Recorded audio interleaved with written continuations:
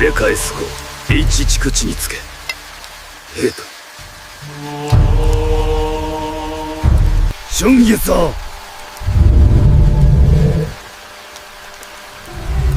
タレンだ嫁たまえ三国のためにいざなぎの神よ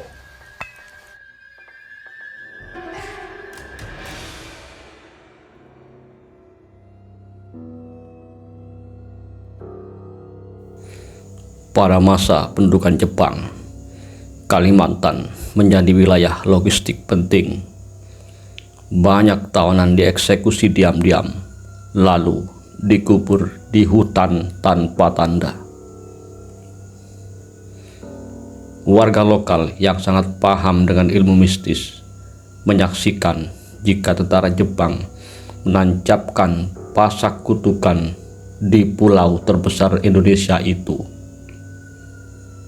Pasak tumbal ilmu hitam agar tanah Indonesia ditimpa kesialan, bahkan jika kelak lepas dari penjajahan Jepang.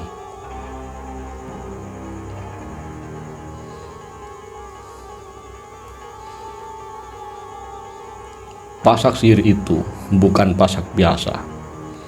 Beberapa tawanan dieksekusi dengan katana, lalu sebuah pasak besi dimasukkan pada tubuhnya.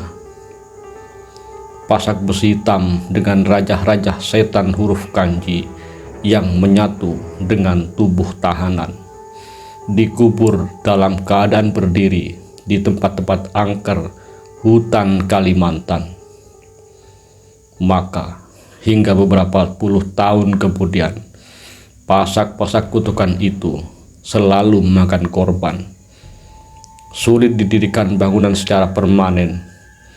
Tanahnya menjadi cadas, tidak bisa ditumbuhi apapun. Bahkan orang yang menginjaknya bisa kehilangan nyawa.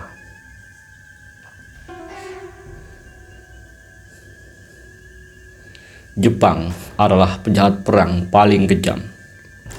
Saat menduduki sebuah wilayah, segenap hal brutal mereka lakukan di sana. Bukan hanya teror militer, tetapi juga teror sihir. Jepang seringkali melakukan fuin atau penyegelan energi atau roh menggunakan media fisik. Pasak kutukan Jepang di Kalimantan menjadi begitu berbahaya karena dilakukan di tanah asing tanpa izin roh penjaga hutan Kalimantan dan menggunakan penderitaan manusia.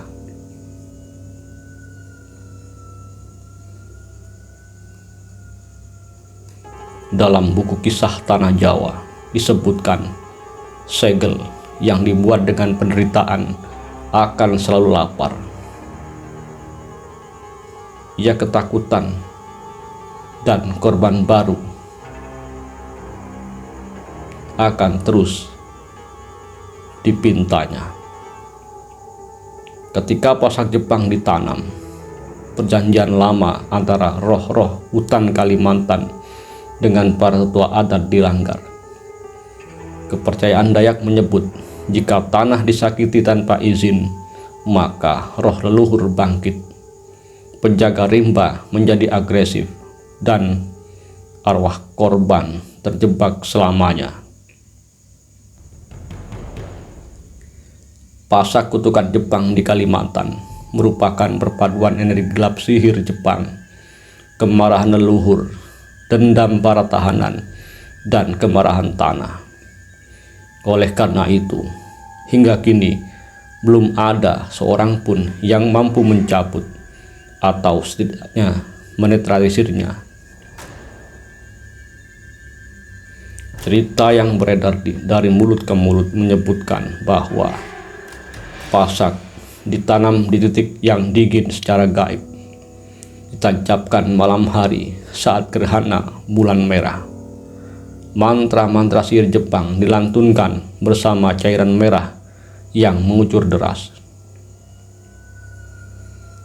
Dalam kepercayaan spiritual Nusantara, penderitaan yang dipaksa menjadi lem paling kuat bagi dunia gaib. Dan itulah sebabnya pasak tidak bisa dicabut. Bukan karena berat, tetapi karena tertarik dan terikat oleh nyawa.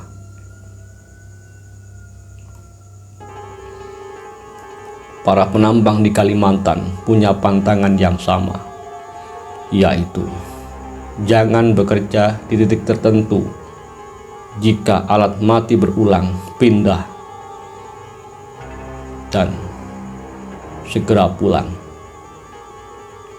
Beberapa kesaksian mencatat mereka pernah melihat tentara Jepang berdiri diam atau mendengar aba-aba baris berbaris dan melihat bayangan orang Dayak membawa mandau, tetapi wajahnya kosong. Dalam terawangan supranatural Indonesia, ini disebut residu peristiwa. Energi trauma yang terus memutar ulang kejadian terakhir sebelum meninggal.